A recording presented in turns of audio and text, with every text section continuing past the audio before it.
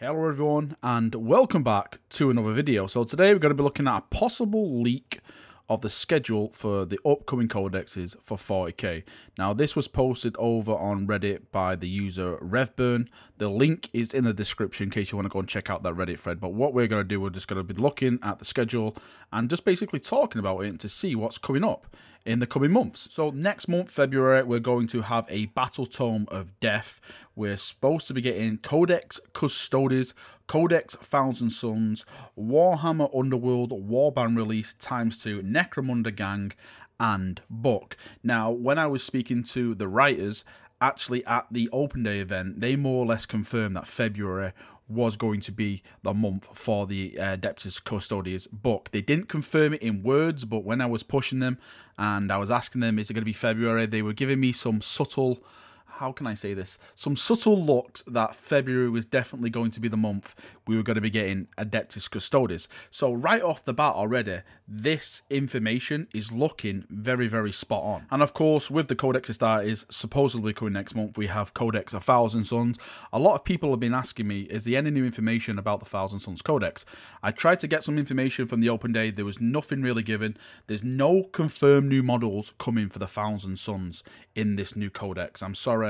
They did mention some kind of demons you can take and stuff which are going to be brought over, but there's no like brand new Space Marines or anything like that going to be coming to the Thousand Sun Codex from the information I gathered from the Open Day. Pushing on to March, this is where it starts to get very, very interesting for you Xenos players. So we have Necromunda Tiles, which is okay, but then we have Codex Tau and Codex Necrons, both dropping in March with a Blood Bowl release at the end. Now, I'm not sure what order these are going to be coming in because it's just got March, Codex Tau, Codex Necromunda. I don't know if he's listed it like the Tau is first, so that's going to be dropping before the Necron Codex. I'm not too sure, but according to this information, we are going to have 2 Xenos Dexes dropping in the month of March. Now, I know there's a lot of Necron players which have been moaning at the Adeptus Custodes release, saying, I want my Codex, I want my Codex. So maybe this is the month you guys are finally going to get your stuff and you're finally going to be able to use all your tactics and command points and everything like that.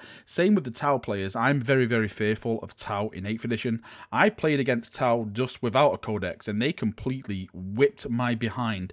All the gun drones and everything like that, they smashed my Primaris force. So I'm very, very scared of Tau actually getting a full Codex with all their stratagems and everything like that in.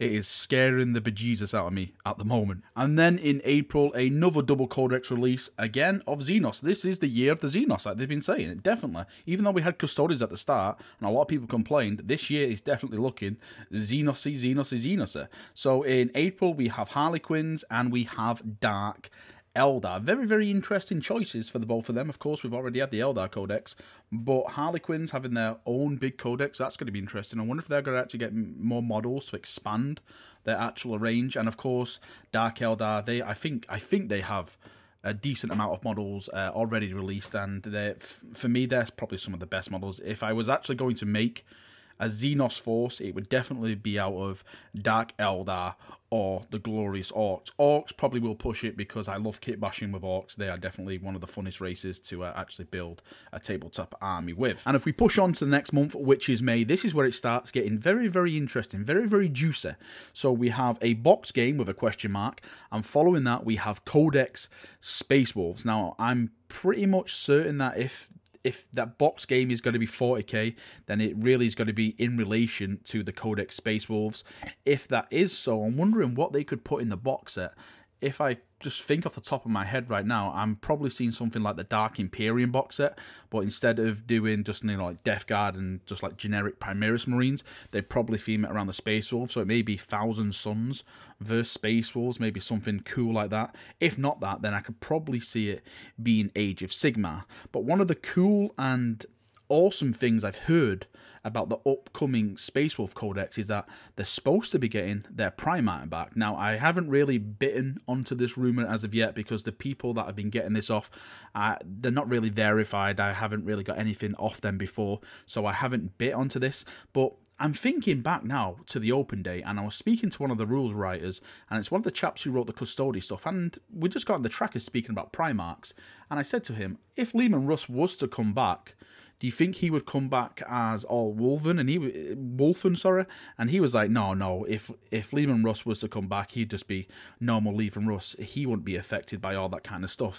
And I'm thinking about it now, and he seemed very, very confident saying that statement, and I'm wondering, is Leman Russ in the pipeline to come back in May along with the Space Wolves release? I think that might be pretty cool, even though I'm clearly in the Lionel Johnson should return back camp because story reasons and the way his personality is, he's just absolutely amazing. I wouldn't say no to Leman Russ going back and having another Primarch on the Loyalist side, because we're getting quite outnumbered at the moment. It's 3-1, and we definitely need another Primarch coming back. So who knows? Maybe closer to release, we'll get some nice little juicy leaks we can look at. But hey, anything can happen. Now, if we move on to, well, it says late April, May, and early June. There's no 40k releases at all. It's just big releases for the elves, which are basically elves for Age of Sigmar. Nothing there for us 40k fans. But if we press on to June, we have Codex Orcs, 40k campaign box, and 40k campaign book. Now, this is very, very interesting because I cannot wait to see what they do with Codex Orcs. I'm a huge Orc fan. If I didn't do Imperial armies, Orcs would definitely be my army.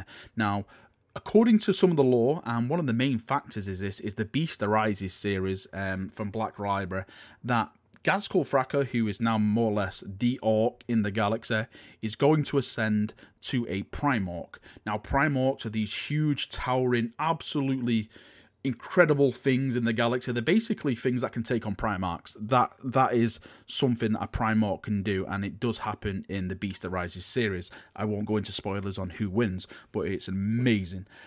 So if he does come back, that means Orcs should be getting some new models, and again, this will then, for me, give me some, probably maybe push me to the edge to make an Orc force, because I can just imagine how big a Prime Orc Ghazghkull Fracker model would be. It'd probably be like a greater demon, like a kind of monstrous, huge plastic creature, something towering, which is just like in the middle of your army. I think that would be amazing to see as a model, just a huge, massive Orc in between Orcs. I'm wondering if they're still going to keep the mentality of Orcs having Zergs, because when, again, back to the open day, when I was speaking to the writers about the Custodes, they did mention that when they were fighting the Custodes, they fought them against Orcs, and the Orcs had a lot of units. They had 30 to his 3 Terminators, so I'm wondering if they're still going to be keeping with that. I hopefully they do, because Orcs without Zerging is not really Orcs. The 40k campaign box, again, this could be really anything. If Codex Orcs is coming out in June, then I would say it's got to be Xenos related, definitely. I don't think it's going to be Space Marines or anything like that. Maybe it could be Orcs versus Space Marines, but again, that gets a bit tiring if you just do Space Marines versus everyone. So maybe like Orcs versus Tau, or Orcs versus Demons, or Orcs versus Tyranids, something which is just not Space Marines versus another such and such race. So hopefully they'll go down that route. And the 40k campaign book, again, this is where more rumours come into the play, because I've been sent stuff of people where the next big campaign, I've been told, is supposed to be between a new Primarch returning and more chaos stuff happening. Now, what I generally thought that the new campaign book would be Lionel Johnson coming back, and it may be centered around, maybe now that the Fallen are returning en masse and Luther has escaped the dungeons of the Rock, maybe it would theme around that.